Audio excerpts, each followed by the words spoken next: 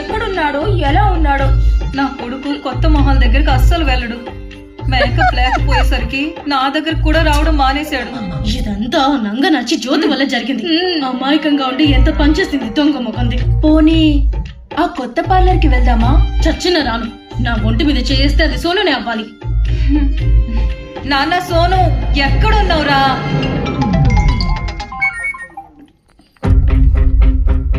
సోనుని చూడాలనుకుంటున్నారా?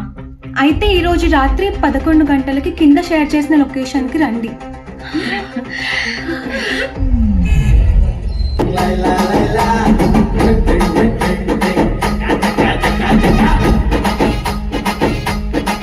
ఎందుకలా గించుకుంటారు?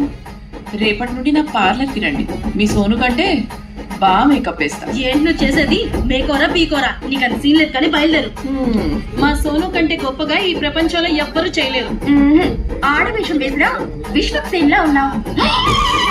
మా సోను రాగానే ముందు నువ్వు మేకప్ వేయించుకో. సరేనా, మీరు ఇంత నమ్మకం పెట్టుకున్నందుకు thank you so much. Voice ఏం ఏంటి ఇలా వస్తుంది? మాట్లాడుతుంది?